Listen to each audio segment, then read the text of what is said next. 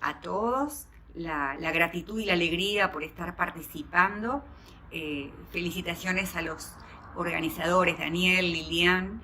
El propósito de esta participación es compartir con ustedes, la comunidad de mediadores, de facilitadores, bueno, las posibilidades que nos brindan las prácticas restaurativas, concretamente los círculos restaurativos, en nuestras comunidades educativas y aún en estos contextos que se dicen ser tiempos de crisis, aunque desde ya adelantamos, decidimos entender, comprender y abrazar esto de crisis como oportunidad también. Y hablamos de prácticas restaurativas como género que incluye a la mediación, pero que la trasciende porque es más abarcativa. Allí estarán declaraciones afectivas, pequeñas reuniones espontáneas, círculos restaurativos, que es el dispositivo que hemos abrazado como mucho más dúctil y aplicable a distintas situaciones, y reuniones restaurativas. Las claves de esas prácticas restaurativas hablamos que son en comunidades educativas donde están involucrados distintos actores, estudiantes, docentes, funcionarios de gestión, familias, otros actores. Y en ese contexto de convivencia, que es el centro educativo, lo interesante es que, bueno, si bien los conflictos atraviesan todas las organizaciones, familias, barrios, clubes, etc., también en los centros educativos, en las escuelas, solo que en las escuelas, en los centros educativos, es un espacio-tiempo privilegiado para poder aprender a vivir juntos. De algún modo se puede, desde lo modélico, desde la intencionalidad de la enseñanza, ser contrahegemónicos, mostrar que es posible otro modo de vivir juntos. Decimos que a convivir se aprende conviviendo. La escuela, preferimos también, si bien está desde hace tiempo asociada a ese concepto de crisis de las instituciones, ¿no? Procesos de desinstitucionalización, como dice Dubet, que atraviesan otras instituciones, familias, pensemos, bueno, también la escuela, pero creemos que podemos decidir, elegir crisis como oportunidad. La escuela, hoy en la posmodernidad y hace tiempo ya, no puede garantizar la inserción laboral, el éxito académico, ascenso social. En esta posmodernidad sí puede ser tiempo de esperanza, de creer para crear condiciones que habiliten un tiempo nuevo, formas creativas de obrar con la realidad. Puede ser ese espacio-tiempo de semillero de sujetos sociales, donde se puede vivir otros modos de estar en el mundo, un lugar de empoderamiento, de revalorización de sí mismo y del otro. El marco normativo de nuestra actuación, si bien en Uruguay no existe ley de mediación, no tenemos ley de mediación educativa, sí tenemos una ley de educación. Y en la ley 18.347, entre sus fines, se nombra, se dice, promover la convivencia pacífica. Se habla de promover la búsqueda de soluciones alternativas en la resolución de conflictos y cultura de paz y de tolerancia entendida como respeto. Se habla de la educación como bien público, y eso sí que nos interpela a los decisores de políticas educativas, ni que hablar también a los que trabajamos siendo presencia del Estado en territorio, ¿no? Y se habla del aprender a vivir juntos también entre los fines, haciendo clara alusión a uno de los pilares de la educación del siglo XXI, que ya estaban establecidos así desde el informe FORE de UNESCO a fines del siglo pasado. Y ese aprender a vivir juntos, que es un aprendizaje cósmico porque se aprende en distintos contextos, también en la escuela, decíamos, se convierte en un espacio, la escuela como un espacio privilegiado. Y el aprender a vivir juntos es un sustrato psicosocial que permite, facilita y hace posible una siembra que dé buena cosecha y habilite los otros aprendizajes, como el aprender a ser, el aprender a hacer y el aprender a aprender, que es otro de los pilares de la educación del siglo XXI, aprender a aprender como proceso vital de toda la vida. Este aprender a vivir juntos lo sentimos que también está entrañablemente ligado a la educación de calidad, que es uno de los objetivos del desarrollo sustentable de la Agenda 2030 de Naciones Unidas. Yendo a las prácticas restaurativas, tienen el gran objetivo de generar capital social. Capital social que entendido como esa conexión entre individuos, confianza, entendimiento mutuo, valores compartidos, conductas que nos unen y hacen que la acción cooperativa sea posible. Esto no es menor en nuestros países. En Uruguay, un informe de CEPAL de fines del siglo pasado ya anunciaba la pérdida de capital social, con procesos de fragmentación social, que sin duda atravesamos. Por tanto, qué importante es, qué esencial es este objetivo que las prácticas restaurativas tienen, que es generar capital social. Y ser restaurativo implica creer que las decisiones están mejor tomadas, los conflictos mejor resueltos por quienes están directamente involucrados en ellos. Así, las partes en mediación andamiadas por un mediador o el grupo de estudiantes o de adultos de las comunidades educativas, en el caso de los círculos andamiados por un facilitador, son los protagonistas partícipes en las prácticas restaurativas. Y los beneficios, por supuesto, son muchos. Las prácticas restaurativas, los círculos, que es el dispositivo que hemos abrazado, generan, construyen comunidad. Se aprende que se es parte de un aula, de un centro educativo, reconstruyen o restauran el sentimiento de comunidad, que es tan importante en la prevención de los conflictos, dando oportunidad a que se compartan ideas, expectativas, experiencias. Se aprenden habilidades de comunicación, de legitimación del otro, de procesos de participación, habilidad para elaborar normas, para conformar grupos de confianza, aceptación, solidaridad. Se promueve la participación y se extrapolan todas estas habilidades para todas otras áreas de la vida, y además se lleva como aprendizaje que acompaña a lo largo de toda la vida de la persona. La evidencia es que se disminuyen violencias, se aumenta la resolución pacífica de los conflictos. Básicamente, los círculos restaurativos son una antigua forma de discurso social, como dice Kay Pranis.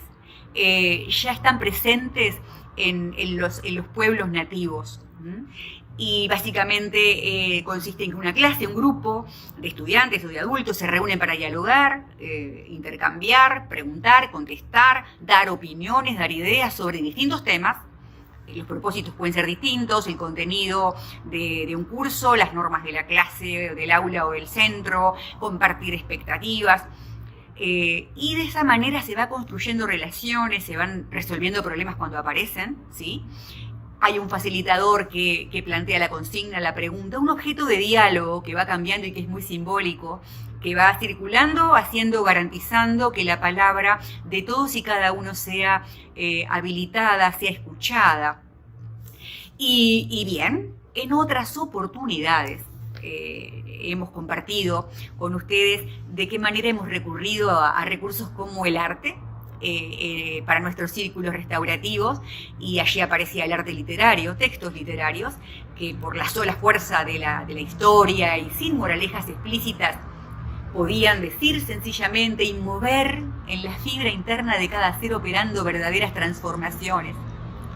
Sin duda, las historias, textos, ya sean leídos o narrados, seleccionados de acuerdo a esa determinada situación, a ese determinado contexto, a esas personas determinadas que participan del círculo, unidos a la magia del círculo, operan una exquisita alquimia que va haciendo sentir, pensar y obrar en los seres integrantes del círculo, cambiando la perspectiva, ampliando la conciencia, operando una inversión de pensamiento verdaderamente, que por tanto va a generar luego transformaciones en lo emocional, empatía, revalorización de sí mismo y del otro que es espejo nuestro, y luego transformaciones en el hacer, en el obrar, en el actuar. Y de ese cambio de percepción y esa amplitud de conciencia va a depender la generación de otras realidades deseadas y posibles.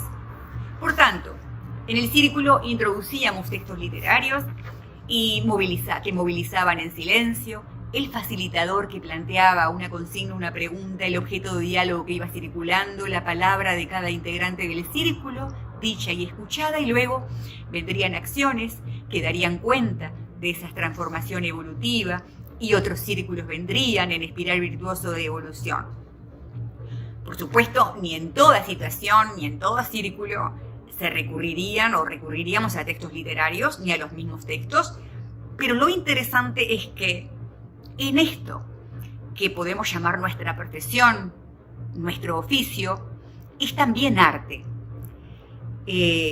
Porque allí en una cajita imaginaria están todas las herramientas del mediador, del facilitador a la espera del artista, que es ese mediador, ese facilitador, porque se trata, como nos interpela Lederach, de ser creativos, de ser generativos. Él mismo nos decía en aquel congreso del 2015, y lo leo, Jean-Paul Lederach decía: el contexto cultural requiere que elaboremos cada vez más como parte de nuestro trabajo, con arte y creatividad, diseños, ideas que ni siquiera imaginamos. Si tuviera que dar una definición de un mediador, de un constructor de paz, antes que cualquier cosa, diría que el rol que tienen es artista que logra visualizar el escenario del cambio social. Hay que ser generativos, respondiendo a contextos diferentes. Y bien,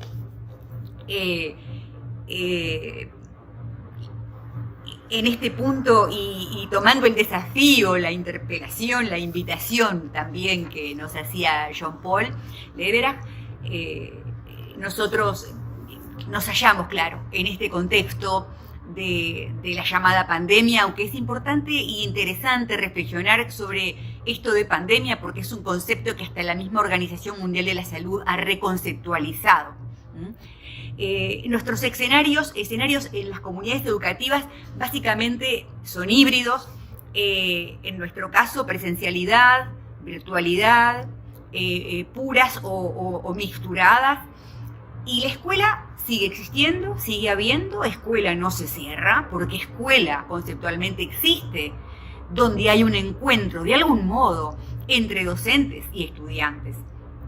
Por allá, por el año pasado, el 2020, por junio, hubo un retorno a la presencialidad, luego de un pico de la llamada pandemia, y en ese retorno a la presencialidad trabajamos mucho con círculos, sobre todo en el inicio de ese retorno a la presencialidad con familias. Y esto no fue ideológicamente inocente. Precisión, hablamos de familias en plural y no familia porque no hay un solo tipo de familia, y a lo que apuntábamos era a por lo menos contar con uno de los referentes mojones, adultos protectores de cada niño, para que la idea era, poder contar con ese adulto como socio coeducativo en el andamiar los procesos de enseñanza-aprendizaje de ese niño. El trabajo con familias, además, es una especificidad del trabajo en nuestra área, según el programa del 2008. Y si trabajamos bien en eso de trabajo con las familias, todo lo demás fluye con facilidad, de algún modo. Y en esos círculos con familias acompañábamos a maestros y a directores con el propósito de construir lo que consideramos esencial, insoslayable, diría, para el acto educativo, que es la construcción de confianza, porque hay un virus mayor que se anda paseando por el mundo, que es el miedo, ¿sí? Y el círculo, allí, en los círculos con familias, obraba maravillosamente su magia. El facilitador aportaba, el disparador, luego la consigna, la pregunta, el objeto de diálogo que circulaba, y la palabra de los familiares, que también iba circulando, porque todo se garantizaba la participación de todos, y comprobábamos al cierre del círculo el avance hacia la conformación de una comunidad cada vez más fortalecida. Eso era en clave presencial, ¿verdad? Ahora, hoy por hoy, también en un contexto híbrido de presencialidad, virtualidad, hace muy poco presencialidad no obligatoria para el caso de los niños, pero contexto muy exigido y exigente para los docentes, sin duda. ¿Por qué? Porque el objetivo más caro, más preciado, es que que la brecha no se haga grieta y que ningún niño quede al margen, que puedan todos tener acceso a ser andamiados en el encuentro con los saberes culturales, ¿verdad? Es decir, que el acto educativo sea garantizado. Por tanto, en este contexto nos preguntábamos, bueno, ¿cómo podemos mejor acompañar en el comienzo del año lectivo, que es un tiempo de reuniones de orientación, de planificación, de compartir expectativas también, de buscar acuerdos de distinto tipo? Bueno, ¿cómo podemos construir equipo? Porque la unidad de trabajo del siglo XXI es el equipo. Y cómo podemos construir y construyendo comunidad, alinearnos todos para poder seguir aprendiendo en comunidad, porque como decía Freire, los seres humanos aprendemos en comunidad, todos, como proceso vital. Y los círculos siguieron y siguen siendo el dispositivo elegido. Y recordando a Lederach en aquello de ser creativos y generativos en contextos diferentes, los círculos han venido funcionando, y queremos compartirlo, en contextos virtuales. Increíblemente la tecnología, bueno, el Zoom o la plataforma que fuere, nos planteábamos que, bueno, le decíamos a los docentes, a los directores, si Einstein decía, en tiempos de crisis la imaginación es más importante que el conocimiento, vaya, ¿por qué no? Imaginarnos que en vez de vernos acá en mosaico, podemos imaginarnos y sentir, ya que somos energía y vibramos, imaginarnos en un gran círculo, horizontales todos, más allá de los distintos roles que tenemos en el sistema educativo. Y entonces venía el disparador, pensado por el facilitador, no ideológicamente inocente, por supuesto. También había textos literarios, sin duda, pero más acotados, más a los tempos que tiene la tecnología también. Por ahí teníamos textos literarios, fragmentos de poesía incluso, que iban al meollo de lo que queríamos seleccionar como disparador, las preguntas, las consignas, el objeto de diálogo que circulaba. ¿Qué maestro no tiene a su mano un marcador, una lapicera?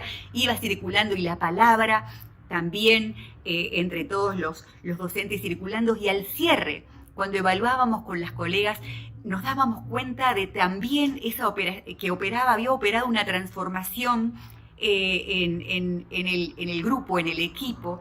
Es decir, estamos en un proceso apasionante de construir comunidad, y los círculos coadyuvan a esto.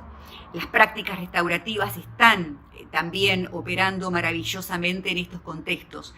Estamos centrados en el bien común porque somos servidores públicos, y en esto el aprender a vivir juntos, que es modélico.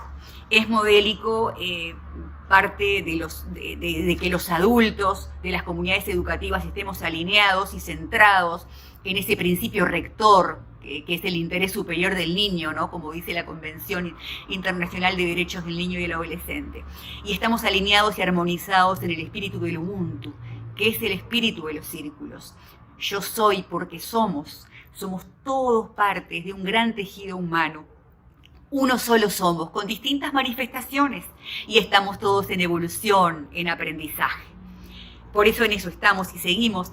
Y finalizando, bueno, me gusta siempre compartir que me gusta ver este paradigma restaurativo que compartimos con la metáfora del espiral virtuoso, que es nuestra utopía del siglo XXI, que nos hermana, que nos interpela, que nos impulsa, y que si bien tiene expresión en distintos campos, familiar, comunitario, penal, lo sentimos desde el fondo de nuestro ser. Es en las comunidades educativas, es desde la educación que tiene su poderosa siembra. Y allí es donde con humildad, con persistencia y trabajando, aunando trabajo y alegría, siempre, como dice nuestro poeta Mario Benedetti, defender la alegría como una trinchera. Desde ese lugar seguimos aprendiendo a vivir juntos. Y vaya, desde Uruguay, si bien Lilian y Daniel nos decía que este encuentro es asincrónico, vaya que sentimos que hay una gran sincronía entre todos nosotros. Por tanto, la comunicación sigue. Un abrazo muy fuerte y apretado para todos, para todas, desde Uruguay. Nos vemos.